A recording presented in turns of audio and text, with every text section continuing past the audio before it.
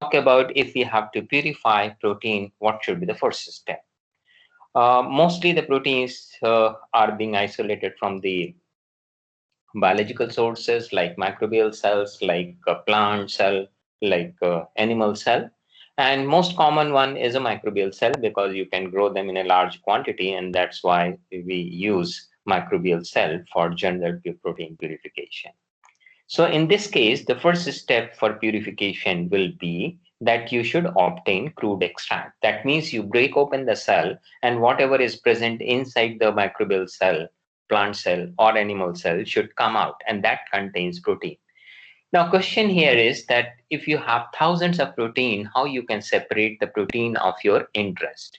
And that is where we start purifying protein. And it's a very tough task if you look at that you are trying to separate out a single protein out of thousands of protein present in that extract. So most common procedure at the first step is the fractionation process. And as I discussed about this, that the extract is subjected to treatment to separate the proteins into different fractions. So you will have different fractions containing different proteins, different set of proteins. Now these can be, separated protein can be further purified. So let us first talk about how we separate them into fraction. Suppose there are 100 or more than that proteins present in your crude extract. What you do is that in the initial step, you fractionate, and the purification is going to utilize different properties of the protein. One of the property of the protein is solubility, which is a complex function of pH, temperature, salt concentration, and other factors. So what you do is that you separate them, you fractionate them using salting out. What is salting out? As I discussed earlier, that salting out is the solubility of the protein, which is lowered in the presence of some salt. And this is called as a salting out. So what actually you do is that you take this crude extract, add some salt, and this salt, how much you are going to add, will depend on the type of the protein. So what it does, actually, when we talk about the salting out is the process in which the salt you are adding is going to compete with the water present on the surface of the protein, and that is why if it removes the water from the protein surface, what you get is that protein which gets precipitated. Now the addition of certain salts in the right amount, so a different protein may have different amount of the salt to be added in order to get the them precipitated or separated out. Most common salt is ammonium sulfate, which is used for salting out of the proteins.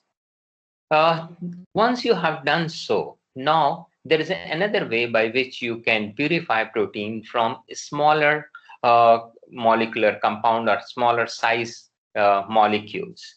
So here the process used is a dialysis, and dialysis is a procedure that separates proteins from small solutes by taking advantage of size of the protein. The proteins are normally larger size, and the salt and other smaller molecule or smaller solutes, they are smaller in size, so they can be separated by a method which is a dialysis.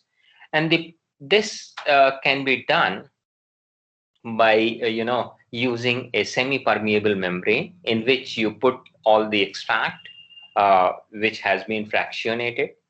When it is suspended in much larger buffered solution, what will happen that the salt will go out of this semi-permeable membrane containing bag, and then the protein will remain inside these bags.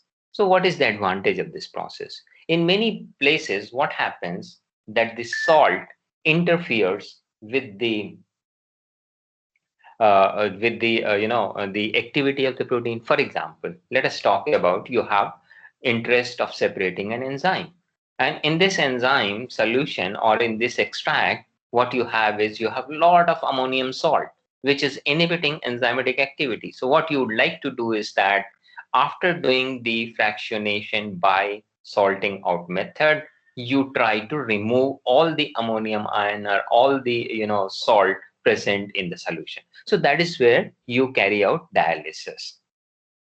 So dialysis removes all the salts or smaller molecule compounds or molecules from the solution.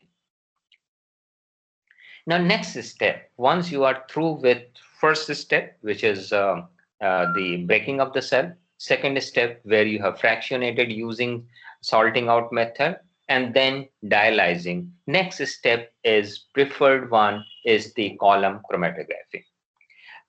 It again fractionates proteins. It gives different fractions of protein with different, so in different fraction, you will have different proteins.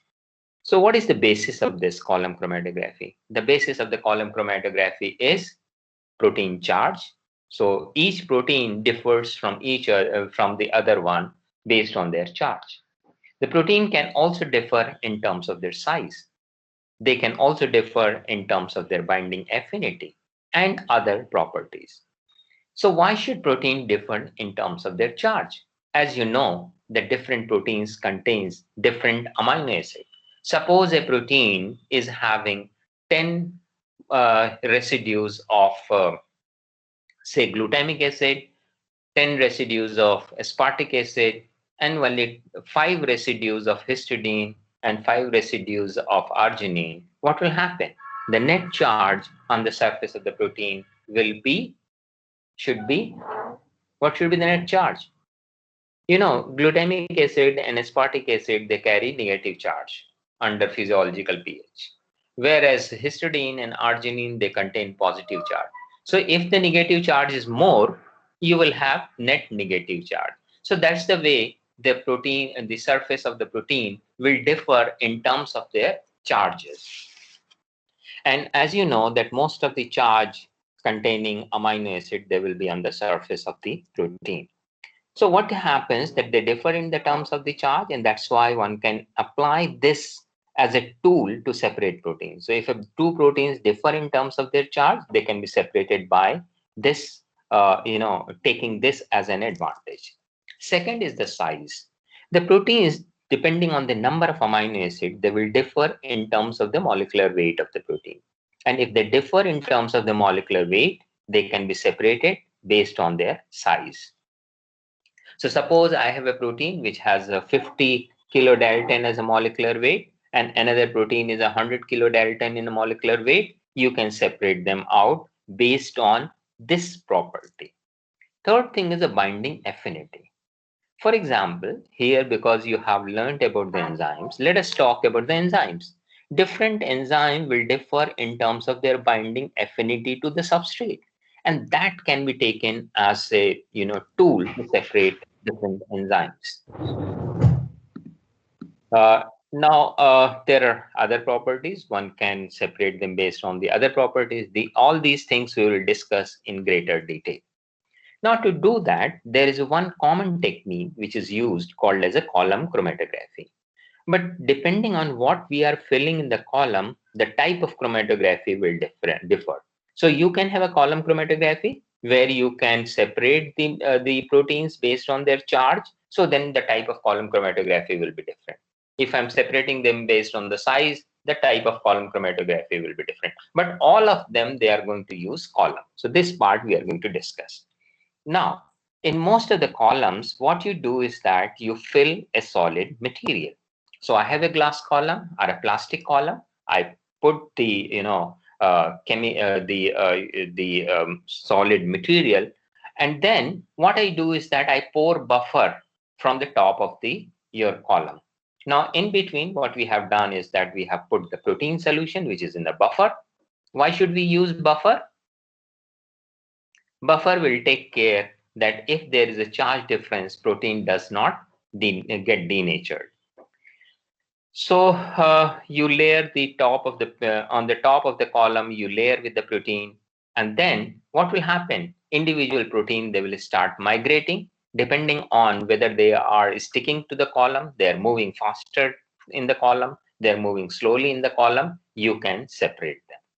So I'll just show you this behavior, taking one example. So here on the left hand side, you can see there are different columns. There are 5 columns I have shown you. Now, what I've referred is that this is a glass column. Can you see this? This is a glass column. It could be a plastic column as well. Now, what you have is that even if it is empty, what you do is that you put solid porous matrix. And this could be gel, it could be,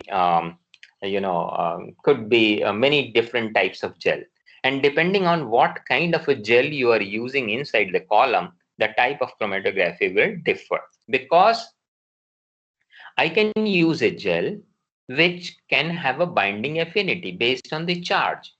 I can use gel which can have a pore which can allow certain proteins to move through and certain may be rejected from that pore. So you have the property which is differing in terms of the property of the gel, which could be based on charge, which could be based on the size. And third could be that I can take this, porous matrix, which is having affinity for a particular type of protein. So then the type of chromatography will be different. So I'll elaborate each one of them. But before moving on, let us talk about what is in general column chromatography. So what you are looking at here is you are looking a column in the first one, and this column is filled with solid porous matrix. And this porous matrix forms a phase which is called as a solid phase. Now, what you have done is that at the end of the column, what you have is you have uh, support. So you have sintered glass or something where it does not allow the matrix to move when you are, pumping the solution. But at the same time, it should allow the protein and buffer to move through it.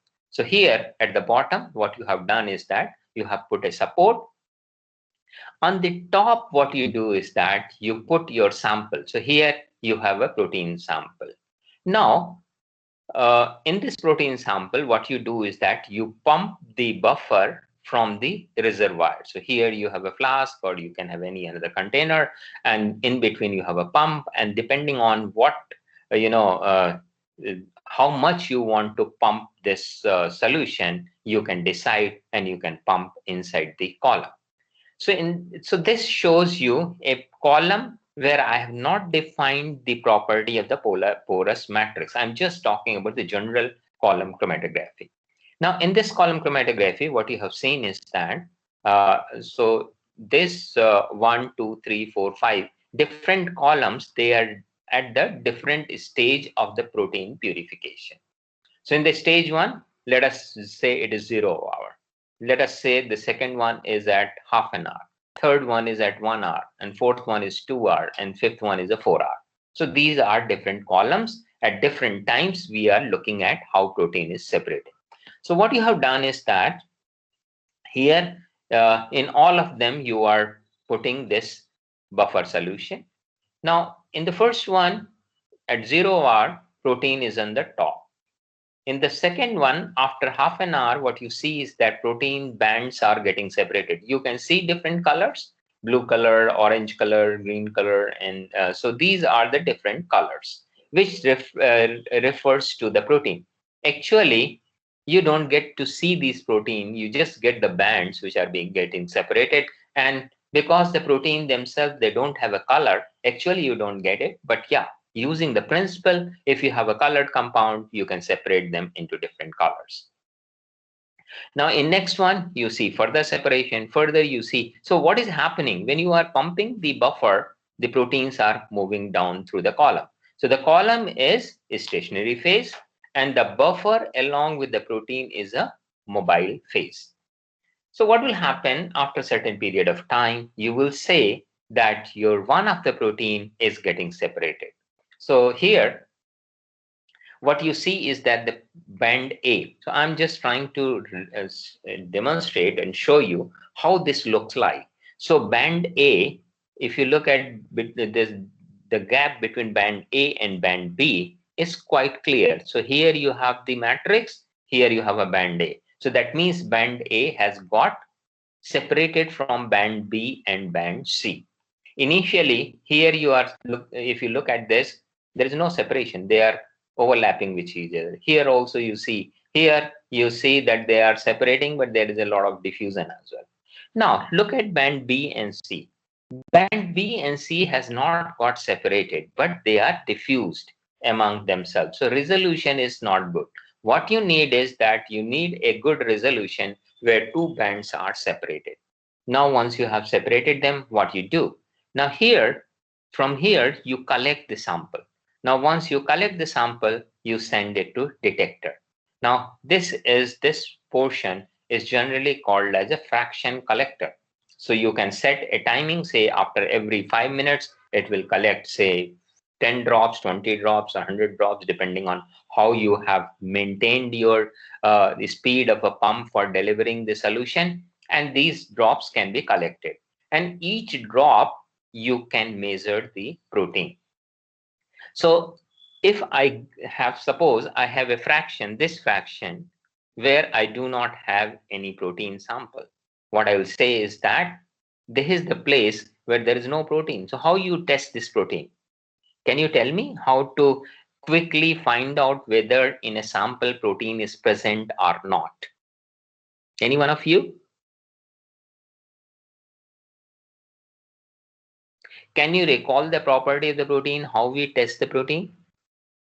If I take each sample and try to record the reading at 280 nanometer, what you will find is that the sample which has a protein will show you the peak, whereas the one which is not having any sample will not show any peak. And the area under the peak will give you how much quantity of the protein you have separated. So that is one thing. Another thing is that suppose I am interested in protein A, and this protein A has certain enzymatic activity. So what I'll do is that the sample which has got lot of protein, because the one which does not have protein will not have any enzymatic activity. The one which has a protein can be analyzed, can be tested for that particular enzymatic activity. And if you have enzymatic activity, you can say that you have separated that particular protein from the column. Now, is it clear to all of you? Any doubt so far? No, sir. Okay, so let us move on to very specific type of separation using column chromatography. So one of the column chromatography is known as ion exchange chromatography. As name indicates, what you can separate by ion exchange chromatography is the proteins which are having difference in their charges. So ion exchange chromatography is chromatography where based on the charge on the surface of the protein, you can separate them. Now let us try to understand it a little more. What you do is that you look at the net charge on the protein. It is not that how much charge. Each protein will have a charge, but they may have net zero, net positive, net negative. So you use column matrix. And this column matrix is generally resin, which is a synthetic polymer. And what it will have is, or it can have a biological material as well. And what you will have here is that from the major matrix, you will have certain charge, which is bound to it. So what you have is that on the resin, you will have anionic group or cationic group. So if it is anionic group on the resin, you call them as a cation exchanger because this resin can bind with the cation. Okay. So the example of such cationic exchanger is CM cellulose, which is a negatively charged. Why? Because it is a carboxy methyl. So because of the carboxy group, you will have negative charge on this, and that is why it can bind with the positive charge. Whereas the other one could be where you have a cationic group present on the resin, and that will be called as an anion exchanger. What you can have is cationic group means you will have a positive charge, and these positive charge could be DEAE, which is a diethyl amino ethyl. So because of the presence of amino group, you will have a positive charge on the surface, and that can bind with a negatively charged protein. So it's a very interesting that if I have to separate a positive charge protein, I will use a different exchanger. If I have to separate a negative charge protein, I will use a different exchanger. Now, the affinity of each protein for the charge group on the column is affected by the pH. Now, can you tell me why the charge on the surface of the protein should be affected by the pH? Suppose I have a protein. Protein has got positive charge. So positive charge is there. Now what you have done is that you have put them in a buffer which has a you are talking about the positive charge protein, you are having buffer where pH is high. When you have a pH high, that means you have a more OH ion. So the positive charge will be removed from the surface and vice versa. So what I mean to say here is that the surface charge of the protein that also depends on the pH. So whenever we are using the solution, which are, for of different buff, you can use different buffers having different pH, and that can help you in separating the proteins. I'll explain it more in the next slide. So whenever you are going to separate them, it could be concentration of the competing free salt in the surrounding solution. So I'll try to explain it much more better to you in the next slide. Separation can be also achieved by using salt gradient. This concept again I'm going to explain. So in the next slide, what happens that in ion exchange column, the expansion of the protein band in the mobile phase, the protein solution is caused by separation of protein with the different properties. What is this different property? That means the property of the charge. So it is a charge. Suppose we are talking about the positive charge and negative charge. So protein will be separated based on their charge and charge density. So there are two things which are going to affect the binding of the protein or separation of the protein. One is the charge, and another is how much charge it is going to have on the surface, which is going to bind. And second thing is the diffusional spreading. You have already seen diffusional spreading. I'll explain it more. As the length of a column increases, so you have a choice. You can have a different length of the column, and the resolution of the two type of proteins with different net charge generally improves. So that means if I increase the length of the column, I can improve the separation of the protein because they will get longer time to percolate through the column, and that is why their separation can be improved. But depending on the rate at which the protein solution can flow through the column, usually decreases with the column length. So if I have a longer column length, the protein which is going to be separated out through the column will be, its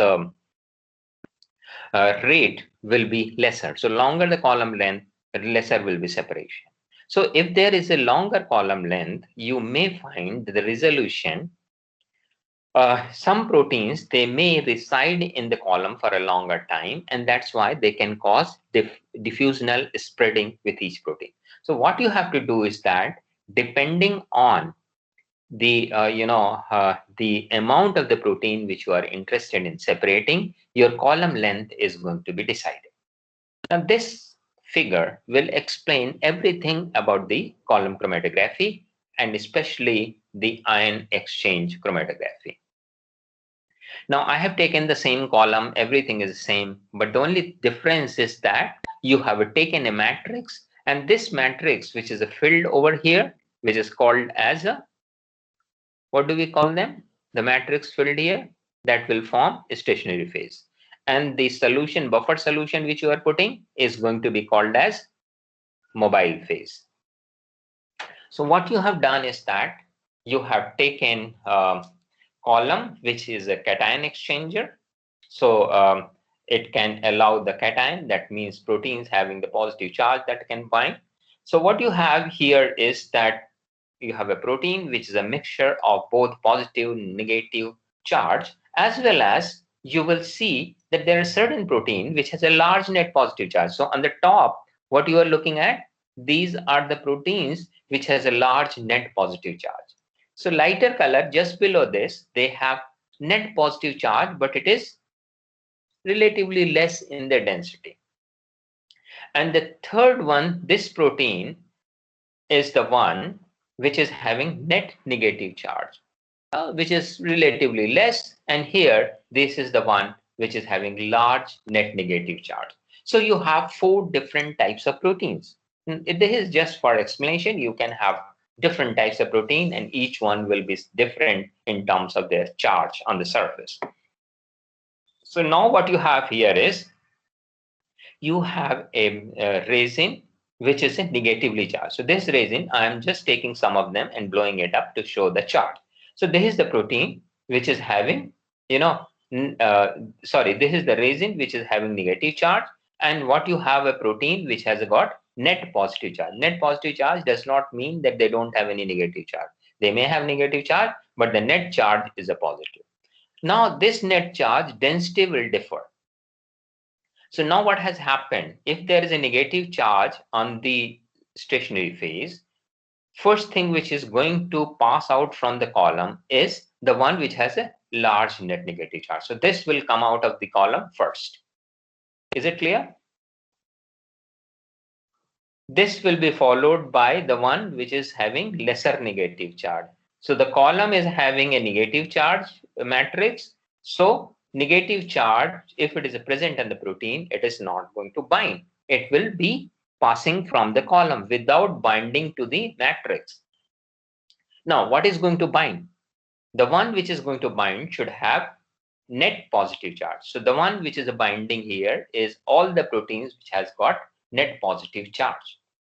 Now then, among these proteins, those who have a charge, they will also have different binding affinity. The one which has a large net positive charge, they will bind more, and the one which is having net positive charge but little less density, they will bind less. So when we separate them, when we put the buffer, first will come with the large net negative charge, then the one which is less negative charge, followed by the one which has a less net positive charge, and finally the last one will be the one which has a large net positive charge. Am I clear? Yes, sir. Okay, so let us move on. So we will take example and explain it to you. So for example, you are interested in separating two peptides by ion exchange chromatography. And here, important thing is the pH of the mobile phase. So at the pH of the mobile phase to be used on the column, you have to also look at what is the net charge. So suppose you have a peptide, which is a peptide, it has a net negative charge of -3 due to presence of glutamic acid, aspartic acid residue, then arginine, lysine, and histidine. That will depend on the number of these residues present on the protein surface, vis-a-vis the positively charged residues. And there is another peptide, which is peptide B. It has a net positive charge, one positive charge. So I'm talking about the difference in the charge. I'm also talking about the density of the charge. How many charges, one positive charge or more than one positive charge? Which peptide would elute first from the cation exchange resin, and which would elute first from the anion exchange resin. So depending on the resin, the elution will differ. Let us see the solution. If you have a cation exchanger, that means it has a negative charge because it can bind with the cation, and hence it binds with a positively charged molecule. So what will happen? It will retard their progress through the column. So any positive charge protein, they will not move faster from the column. Whereas a peptide B, which is a net positive charge, here, yeah. So peptide B, you look at here, peptide B has a net one positive charge. So peptide B with a net positive charge will interact more strongly than peptide A. It is clear? What will happen with the cation exchanger resin? Thus, peptide A will elute first. On the other hand, if you take anion exchange resin, peptide B will elute first. So peptide A being negatively charged will be retarded by the interaction with a positively charged resin. So it's a very simple. Depending on what charge you are taking in the resin, the only thing you have to understand is that which one is a positively charged protein. What do we call them? Do we call them cation exchanger or anion exchanger?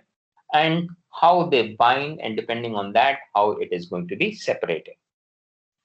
So in nutshell, this explains about the ion exchange chromatography. Now there is another chromatography which is based on a different principle. Though it is a column chromatography, you are using the same type of column, but the difference will be in the type of matrix. So here, the matrix which you take in size exclusion chromatography will not have charge. So it is not going to separate the molecule because the binding will not be there. And that is why the separation will not be there. Before we move on to this, I'll go back to the previous slide. This one, just a second. Yeah. Here, I would like to know from you that I have talked about the separation of different charges. Suppose the one which is having large negative charge, then you have separated the one which is having less negative charge, then you have this one which has been separated. How to separate the one which is having large net positive charge on the surface? Can you explain it to me? Anyone? Can you think of something where a charge-charge interaction is occurring? On the resin surface, your protein is a binding, you want to separate them out. Is there any way? What you can do is that you can simply change the pH of the buffer. Number one. And number two is that you can add a counter ion. So suppose here what I'm showing is that negative charge, the positive charge is binding to the surface of the negative charge. If I take a lot of sodium ion, so what will happen? The sodium ion will start competing with the protein to bind. So the positive charge is earlier binding to this. This protein is having larger molecular weight. If I take something which is a smaller molecular weight like ions, they will compete with these charges and they will replace it. So ultimately, by changing the pH of buffer and by changing the salt concentration in the buffer, you can separate them. This is what I have discussed in this one. I think I have discussed here in one of these slides. Yeah. The affinity of each protein for the charge group on the column is affected by the pH, which determines the ionization state of the molecule and the concentration of competing free salts ion in the surrounding solution. So if I give competing free salt ions in the solution, which is a buffer, which I'm adding in the column, what we can do is that we can separate the protein of our interest, which is a binding to the column. So in principle, what you are doing is that you are separating all the protein which is not of your interest, and then slowly what you do is that you change the salt concentration. You keep on increasing the salt concentration, and thereby you are increasing the competition. Initially, the smaller charge, the one which has a lesser charge density, will come out, and then finally, with increasing salt concentration in the mobile phase, you will be able to separate out this type of protein which has a large net positive charge. So you can separate even, if there is a large difference in their charges on the surface. So that's the way ion exchange chromatography is done. Now let us move on to the size exclusion chromatography. Here, as I said, that the solid matrix which you are using here will be different. How it is going to be different? Because here you will be having the gel, which is a porous polymer beads, and these beads are in larger size. So what will happen? This bead will have a pore which will allow the smaller molecular proteins to go inside, whereas the larger molecular weight proteins, they will be sitting outside these beads. So now let us talk about the gel filtration. It separates protein based on their size. Larger proteins emerge from the column sooner than the small one.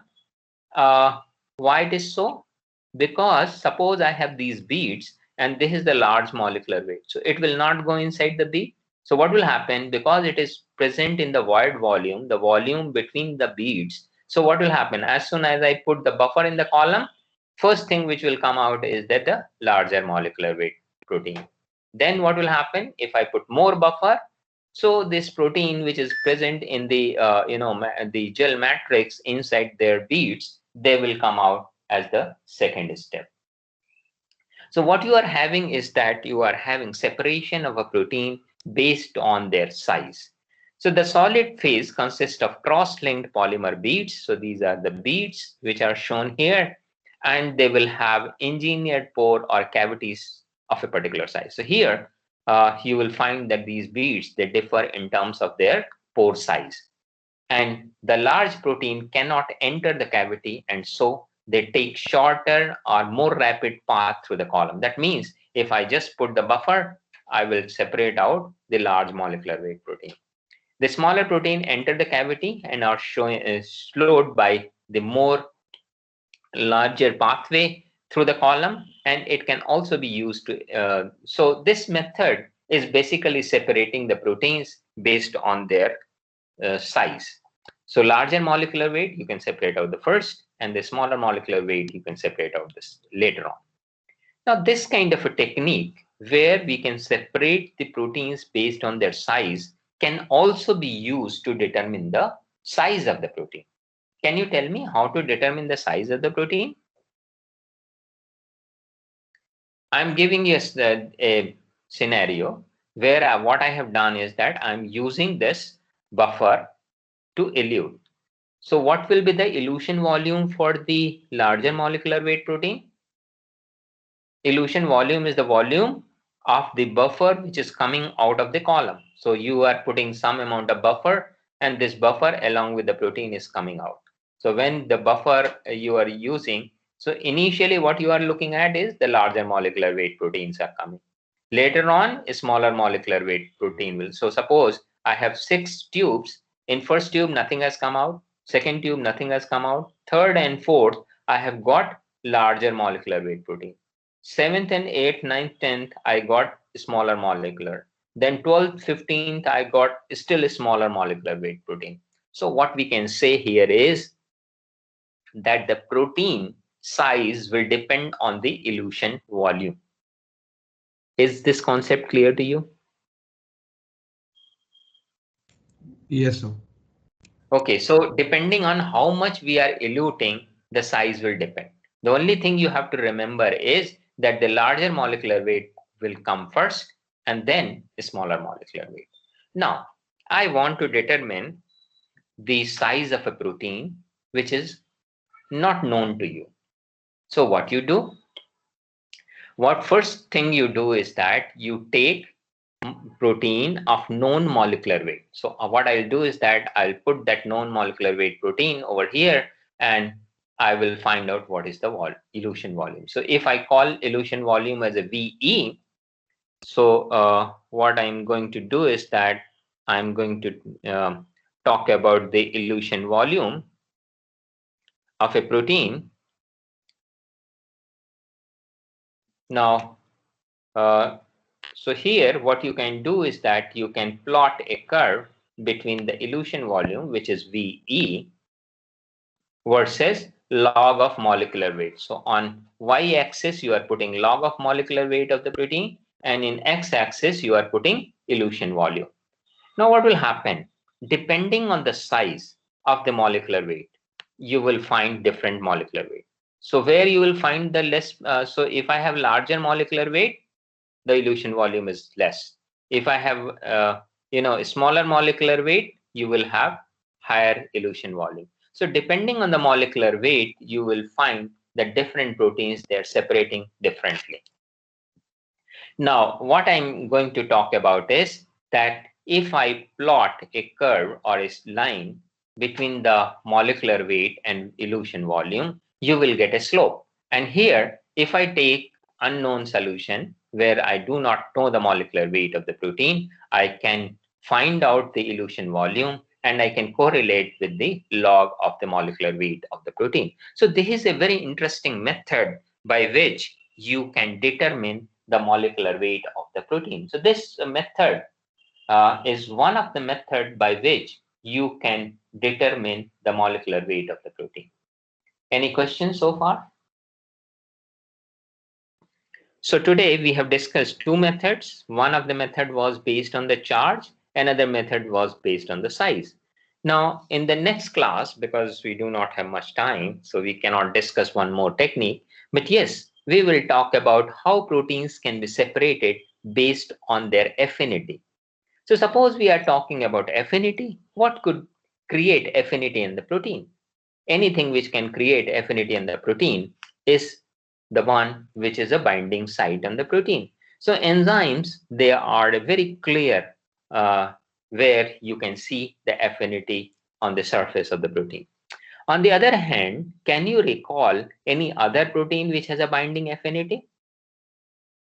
In protein, it is very clear that their active site has a binding affinity with the substrate. So what you can do is that you can take substrate or substrate analog, make them as an affinity ligand, and they can be used for separation. What else? You know that there are some proteins, they have affinity for the carbohydrate. So what are these proteins which has a binding affinity for carbohydrates? Sir, lectins.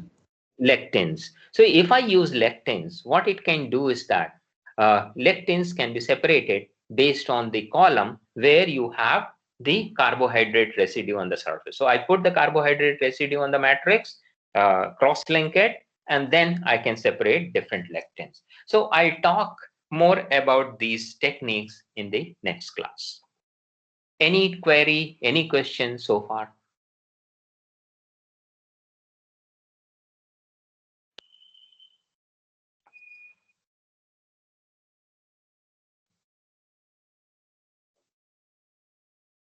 So if there are not many questions, let me stop at this point. And even if you have any question, you can ask in the next class. At the same time, I would say that these are practical techniques, and you will be using one of the techniques sometime.